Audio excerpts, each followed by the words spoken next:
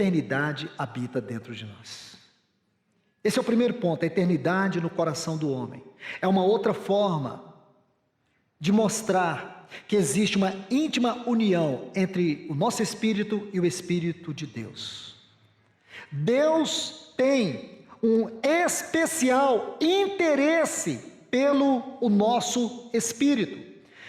Observe bem, o espírito do homem é o lugar do Senhor, é o lugar secreto de Deus, em todo o universo, é o nosso espírito.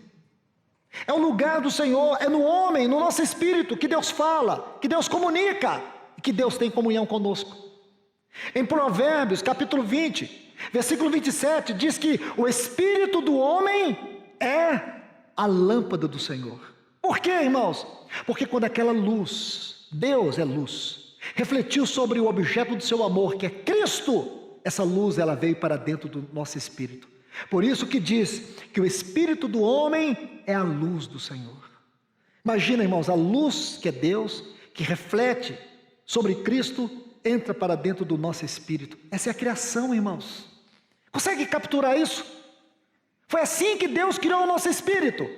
Por isso que parte de uma dimensão tão grande e vai para algo tão pequeno que somos nós. Deus colocou a eternidade. Olha o que diz. Olha o que diz, irmãos, Eclesiastes 3:11, que Deus colocou a eternidade no nosso coração. Deus colocou a eternidade no nosso espírito. Por isso que Jesus disse para aquela mulher, que se ela cresce nele, do interior dela fluiriam rios de águas vivas. Da onde vai fluir esse rio?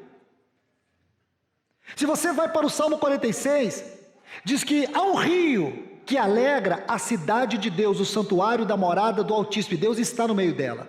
E quando você abre Apocalipse 22, versículo 1, diz que do trono, do centro do trono, corre um rio de água viva. Irmãos, como nós podemos interpretar isso?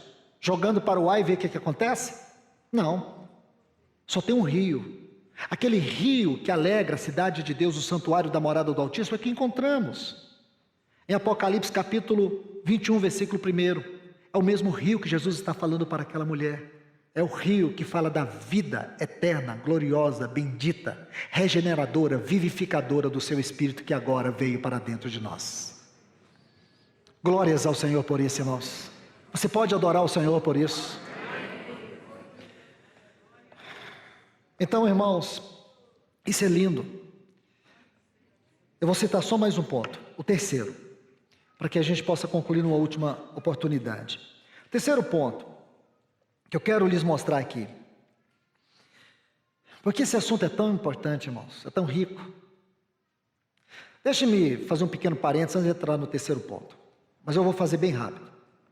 O espírito humano, irmãos, ele foi projetado divinamente para que o Espírito Santo viesse habitar. Nós sabemos disso porque já foi falado. Deixe-me colocar dois textos para vocês, duas porções de texto. A primeira está em Romanos capítulo 8, versículos 9 e 10. Eu vou citar. Diz assim: vós, porém, não estáis na carne, mas no Espírito. Se de fato o Espírito de Deus habita em vós, se o Espírito habitar em você, você não está na carne, você não está mais no governo da carne, você não está mais no império de trevas. E se alguém não tem o Espírito de Cristo, esse tal não é dele. Por quê? Porque não nasceu de novo. Se, porém, Cristo está em vós, o corpo, essa matéria, com todas as disposições para o fracasso, para a queda, para a iniquidade, corpo está morto, irmãos, por causa do pecado.